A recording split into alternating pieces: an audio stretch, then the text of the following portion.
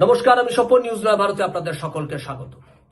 আমাদের রাজ্যে কয়লা পাচার চক্রের যে বাধা, সে যে কত বড় ভয়ঙ্কর ভয়ানক, আমরা ইডি সূত্র মারফত রিসেন্ট একটি খবর পেলাম।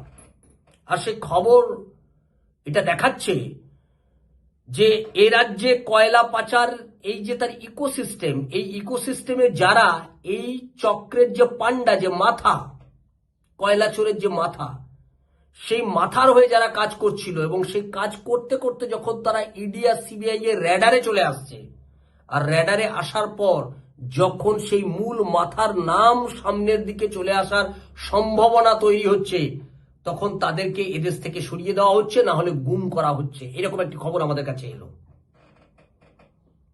আমরা এর আগে দেখেছিলাম বিনয় মিশ্র। এই বিনয় মিশ্র হচ্ছে এই কয়লা পাচার কাণ্ডের মূল অভিযুক্ত যে লালা, সেই লালাকে নির্দেশ দিত বিনয় মিশ্র যে কোন পুলিশ আধিকারিকদের কাছে, পুলিশের বড়বাবুর কাছে টাকা পাঠাতে হবে, আর কয়লা চোরের মূল মাথার কাছে কোথায় কত টাকা পাঠাতে হবে, তার পুরো নির্দেশ দিত বিনয় মিশ্র। বিনয় মিশ্র হচ্ছে লালা আর কয়লা চোরের মাথা আর পুলিশ যে বড় কর্তা, তাদের মাঝের ব্রিজ, সেতুর মতো। আর লালা সেই নির্দেশ পাওয়ার পর লালা যাকে নির্দেশ দিত, সেই ব্যক্তি গুম হয়ে গেছে। আমরা সেই বিষয় সম্পর্কে আজকে একটি প্রতিবেদন করব। তার আগে আমি আমার দর্শকদের বলবো, যারা আমাদের চ্যানেলটা এখনো পর্যন্ত সাবস্ক্রাইব করেননি, তারা আমাদের চ্যানেলটি সাবস্ক্রাইব করুন, শেয়ার করুন, লাইক দিন, কমেন্ট বক্সে আপনি আপনার মতামত লিখুন। সেই ব্যক্তির নাম হচ্ছে নীরজ সিং, লালার হিসাব রক্ষক, তার ভাই নীরজ অমিত সিং। লালা এই নীরজ সিং অমিত সিংকে নির্দেশ দিত কোথায়, কার কাছে, কোন পুলিশের বড় কর্তার কাছে কত টাকা পাঠাতে হবে। বিনয় মিশ্র ঠিক যেমন যেমন বলে দিত তেমন তেমন করে টাকা পাঠিয়ে দেওয়া। আর কয়লা চোরের মূল মাথা, প্রভাবশালী, যার নাম আগামী 31শে মার্চের মধ্যেই হয়তো যার নামে চার্জশিট যাবে, ইডি চার্জশিট দেবে, এবং চার্জশিট দেওয়ার পর তাকে ইডি তাদের হেফাজতে চাইবে, হেফাজতে নিয়ে তাকে জেরা করবে। তার স্থান আগামী 31শে মার্চের মধ্যে হয়তো তিহার জেলে হতে পারে। পশ্চিমবাংলার মানুষ যদি কয়লা পাচারের মাথাকে তিহার জেলে দেখেন, তাহলে অবাক হবেন না। আর ইতিমধ্যে কয়লা পাচারের মূল অভিযুক্ত লালা, তার যে রক্ষা কবচ ছিল, সেই রক্ষা কবচ উঠে গেছে। এই রক্ষা কবচ উঠে যাওয়ার পর তাকেও ইডি হেফাজতে নিয়ে জেরা করতে চায়। আগামী সপ্তাহে তারও শুনানি রয়েছে। পরিস্থিতিটা যখন এই রকম তৈরি হয়ে রয়েছে, তখন আমরা ইডি সূত্র মারফত জানতে পারলাম যে এই নীরজ সিং যে এবং তার ভাই অমিত সিং, যাদের বিরুদ্ধে 2020 সালে সিবিআই তাদের বিরুদ্ধে এফআইআর করে, তদন্ত শুরু হয়, তাদেরকে ডেকে পাঠায় নিজাম প্যালেসে, বেশ কয়েকবার নিজাম প্যালেসে আসে, তারপর তাদের সমস্ত মোবাইল ফোনগুলোকে বাজেয়াপ্ত করা হয়। আর সেই মোবাইল ফোন বাজেয়াপ্ত করার পর সিবিআই এর কাছে যে সমস্ত নাম আসে, সেই নাম দেখার পরে সিবিআই বুঝতে পারে যে গোটা যে সিস্টেমের মধ্যে যুক্ত আছে প্রভাবশালী নেতা, পুলিশের বড় কর্তারা, তাদের নাম ওখানে যুক্ত রয়েছে। তারপর থেকে নীরজ সিং বেপাত্তা। ঠিক যেমন এই যে বিনয় মিশ্র বেপাত্তা হয়ে গেছে, যখনই বিনয় মিশ্র তাকে তদন্তকারী আধিকারিক ইডি সিবিআই তাকে ট্রেস করলো, বুঝতে পারলো যে গোটা কয়লা পাচারকারীর মূল মাথা হচ্ছে বিনয় মিশ্র, তাকে যে মুহূর্তে ট্রেস করা গেল, দেখা গেল বিনয় মিশ্র দেশ ছেড়ে গোপনে পালিয়ে গেল। বরঞ্চ তাকে পালাতে সাহায্য করা হলো। আমাদের উত্তরবঙ্গ দিয়ে, নেপাল দিয়ে সে পালিয়ে গেল ভানুয়াতুতে গিয়ে সে নাগরিকত্ব নিল টাকা দিয়ে।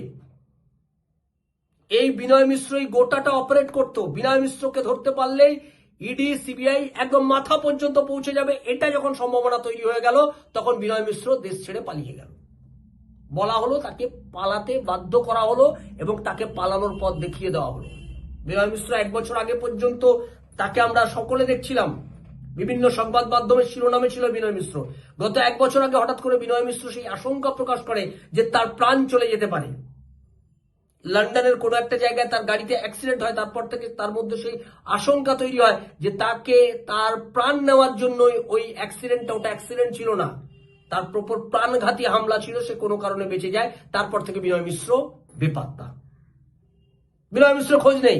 কেউ বলছেন অন্য কোনো দেশে নাগরিকত্ব নিয়ে রয়েছেন, কেউ বলছেন তিনি আত্মগোপন করে আছেন, কেউ বলছেন তিনি কোথাও হেফাজতে রয়েছেন। বিনয় মিশ্র যেদিনকে ইডি সিবিআই তাকে ধরে সামনে নিয়ে আসবে সেদিন দেখা যাবে, সেদিন আসল সত্য সকলের সামনে আসবে। তাই বিনয় মিশ্র যখন পথের কাটা হলো, বিনয় মিশ্রকে যখন ইডি সিবিআই ধরে জেরা করে আর একদম মূল মাথা পর্যন্ত পৌঁছে যেতে চাইছিল, ঠিক সেই সময় বিনয় মিশ্র বেপাত্তা হয়ে গেছিল। আর এবারে নীরাজ সিং, বিগত 5 বছর ধরে নীরাজ সিং এর কোনো খোঁজ নেই। ইডি যখন তাকে দিল্লিতে ডেকে পাঠিয়েছিল তাকে তদন্তের জন্য, সিবিআই এফআইআর এর ভিত্তিতে ইডি ইসিআইআর করে, এনফোর্সমেন্ট কেস ইনফরমেশন রিপোর্ট, এই রিপোর্ট, তারপর তাকে দিল্লিতে ডেকে পাঠানো হয়। দিল্লিতে ডেকে পাঠানোর পরে এটা বোঝা যায় যে এই নীরাজ সিং হাওয়া, বেপাত্তা। নীরাজ সিংকে আর খুঁজে পাওয়া যাচ্ছে না। নীরাজ সিং কোথায় আছে এখনো পর্যন্ত কেউ জানে না। আদৌ নীরাজ সিং এর আছে কিনা সেটাও কেউ জানে না। তদন্তকারী অফিসাররা সন্দেহ করছেন যে এই নীরাজ সিং সে দেশ ছেড়েও পালাতে পারে। বিনয় মিশ্রের মতো দেশ ছেড়ে পালিয়ে সে অন্য কোনো দেশে তার সমস্ত পরিচয় পরিবর্তন করে সে ওই দেশে স্থায়ী বাসিন্দা হয়ে গেছে, এরকমও হতে পারে, এটা সন্দেহ। যখন ইডি যখন আসামে গুয়াহাটিতে রাহুল নবীন যখন এই নির্দেশ দিল এই রাজ্যের ইডির আধিকারিকদের আগামী 31শে মার্চের মধ্যে এই রাজ্যের কয়লা পাচার থেকে শুরু করে গরু পাচার, চাকরি চুরি, বালি চুরি, যত দুর্নীতি আছে সমস্ত দুর্নীতির যারা মাথা, তাদেরকে চার্জশিট দাও, তাদেরকে হেফাজতে নাও, জেরা করো, প্রয়োজনে তিহার জেলে ভরো। এই নির্দেশ যখন আসছে আমরা ইডি সূত্র মারফত জানতে পারছি। গিয়ে দেখলো যে এই নীরাজ সিং সে দীর্ঘদিন বেপাত্তা, তার কোনো খোঁজ নেই। তড়িঘড়ি দিল্লির পাটিয়ালা হাউস আদালতে ইডি গিয়ে পৌঁছালো। দিল্লির পাটিয়ালা হাউস আদালত এই নীরাজ সিং এর বিরুদ্ধে হুলিয়া জারি করলো। হুলিয়া জারি করে বলেছে আগামী 25শে মের মধ্যে একে হাজির হতে হবে। এই হুগলির শাস্ত্রীনগরের বাসিন্দা, তাকে হাজির হতে হবে আগামী 25শে মের মধ্যে। সেক্ষেত্রে আমাদের নজর থাকবে যে আগামী 25শে মের মধ্যে এই নীরাজ সিং হাজির হয় কিনা, এটা হচ্ছে আমাদের নজর থাকবে। আরো নজর থাকবে যে আগামী 31শে মার্চের মধ্যে এই কয়লা পাচার তদন্তের যে মূল মাথার বিরুদ্ধে চার্জশিট দেওয়ার কথা আমরা ইডি সূত্র মারফত জানতে পারছি। এবং তাকে যদি ইডি নিজেদের হেফাজতে নিয়ে তিহার জেলে রাখে, তদন্ত করে, জেরা করে, তাতেও কিন্তু কেউ অবাক হবেন না। সেই সম্ভাবনা উজ্জ্বল হচ্ছে। আমরা এই সমস্ত বিষয়গুলোর উপর নজর রাখবো যে কয়লা পাচার কাণ্ডের ইডি যে একদম শেষ পর্যায়ে এসছে, একদম মাথা পর্যন্ত পৌঁছে গেছে, এর যে নিষ্পত্তি খুব দ্রুত হতে চলেছে এ ব্যাপারে আমরা নিশ্চিত। লালার রক্ষা কবচ উঠে গেছে, ফলে লালাকে নেবে, ইডি তাদের হেফাজতে নেবে, জেরা করবে। আগামী সপ্তাহে তার শুনানি আছে। কোর্ট যদি তাকে ইডির হেফাজতে নিতে বলে তাহলে লালা গ্রেপ্তার হবে এবং তার পাশাপাশি এ রাজ্যের কয়লা চোরের মাথাও গ্রেপ্তার হওয়ার সম্ভাবনা উজ্জ্বল হচ্ছে। তাই আমাদের নজর থাকবে এই সমস্ত বিষয়গুলোর উপর যে নীরাজ সিং এর তার কোনো খোঁজ তদন্তকারী অফিসাররা দিতে পারে কিনা, তার বিরুদ্ধে যে হুলিয়া জারি হয়েছে শেষ পর্যন্ত দিল্লির পাটিয়ালা হাউস আদালতে আগামী 25শে মে তাকে যে হাজির হতে বলা হয়েছে সে হাজির হয় কিনা, আর এ রাজ্যের কয়লা চোরের দুর্নীতির মাথা তার বিরুদ্ধে চার্জশিট কবে দেওয়া হচ্ছে আমরা সেদিকে নজর রাখবো।